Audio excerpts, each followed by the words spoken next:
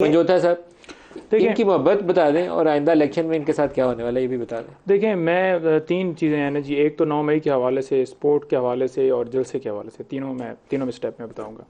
9 मई के हवाले से इमरान खान साहब ने सुप्रीम कोर्ट के अंदर कहा कि जो हुआ गलत हुआ। कभी भी उन्होंने ये नहीं कहा कि किसी बिल्डिंग के ऊपर हमला हो, तोड़ फोड़ो। पुरअमन एहतजाज की कॉल हमेशा उन्होंने दी है कि डेफिनेटली उन्होंने बयान भी जब दिया तो तो उन्होंने आपके कहा। लोगों के अंदर वीडियोस हैं, कोई ये नहीं है कि देखिए किसी ने दावा किया और ख्याल लड़ाई की है, अंदर वीडियोस हैं, जिस वीडियो बंदे की एविडेंस है। वीडियो खान साहब ने बड़ा वाजे कहा है। उन्होंने कहा है कि इंडिपेंडेंट तहकीकात करवाई जाए और हाई लेवल पर जो जुडिशल कमीशन है वो बैठे और तहकीकात करे।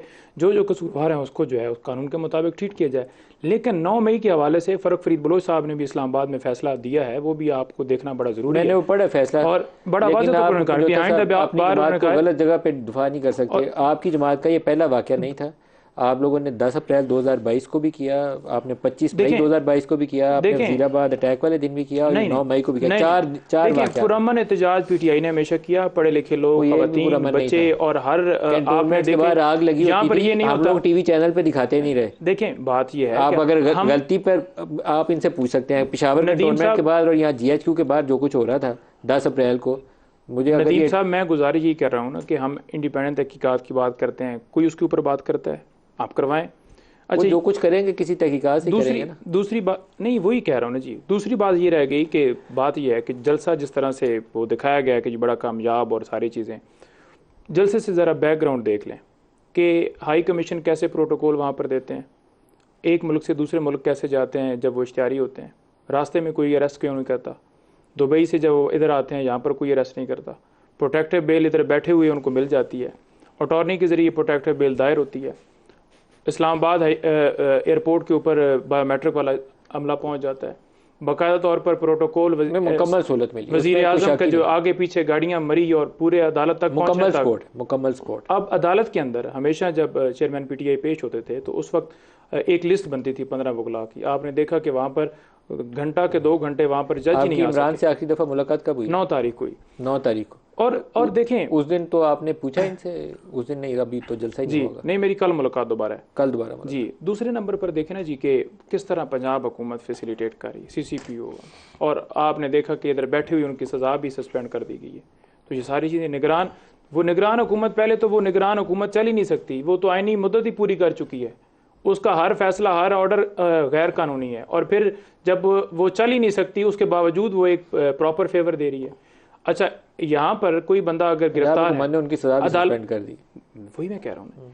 यहाँ पर कोई अगर बंदा गिरफ्तार है और वो बेल अप्लाई करता है, उसकी जमानत होती है, वहाँ पर ही जनाब सीसीपीओ हो या एसपीओ मुतलका या एसएचओ, वो नई दफ़ा डाल देते हैं कि इस बंदे को दोबारा गिरफ्तार। क्या आपने ऐसा देखा कि नवाज शरीफ को पुराने मुकदमात में या किसी और में नॉमिनेट करके गिरफ्तार करते? असल में जो तरीकाकार आप लोगों ने शुरू किया था ना 2018 में पीटीआई की हुकूमत आने के बाद, इस पे 15 किलो हेरोइन डाल दो, इसको शायद खान को 8 माह जेल में डाल दो, मिफ्ता को पकड़ के डाल दो, वो कभी ऐसा नहीं किया। क्या आपके पास कोई ऐसा है कि ऑर्डर इमरान खान साहब ने दिया हो कि इसके ऊपर बेगुनाह डाल दो? आपकी थी हुकूमत के अंदर अगर किसी ने अब क्या ये ऑर्डर जो कुछ काम हो रहे हैं एफआईआरों में शिकें डालने के, ये ऑर्डर नवाज शरीफ कर रहा है, तो ये काम जो होता है पाकिस्तान में जो करते हैं वही करते हैं। देखिए मैं वही, लेकिन आप लोगों ने उस वक्त अगर हाथ हल्का रखा होता, ये कुछ ना करते, तो ये आज दिन आपको ना देखना पड़ता। ये काबिल मुजम्मत तब भी था, आज भी है। मैं इसको सपोर्ट नहीं करता। देखिए मैं तीनों अदवार में इन्होंने हुकूमत की है।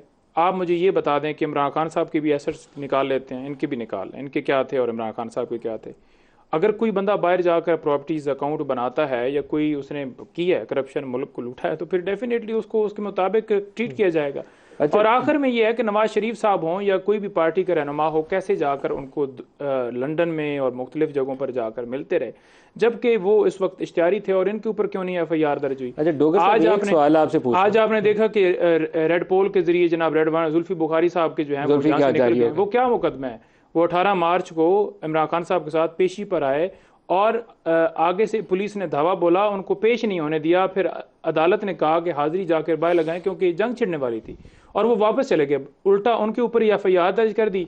आज उनके वारंट निकाले जा रहे हैं। क्या नवाज शरीफ के ऐसे वारंट निकले? क्या नवाज शरीफ को ऐसे किसी ने गिरफ्तार किया? नवाज शरीफ गिरफ्तार ही था, जेल से ही बाहर गया था। तो जेल से था तो जेल में ही आपने जेल में रखा था, बाप बेटी दोनों को जेल में रखा हुआ था। मैं वही गुजारिश कर रहा हूँ, क्या ऐसे वारंट निकले? और डर के मारे आपने छोड़ा था, क्योंकि आपको इतला ये दी गई थी कि ये बंदा आपका इस तरह जेल में, इसकी हेल्थ कंडीशन ऐसी नहीं है, फौरन छोड़ दे, नहीं तो आपके गले लग जाएगा, इसलिए आपने डर के छोड़ा था, मोहब्बत में नहीं था छोड़ा।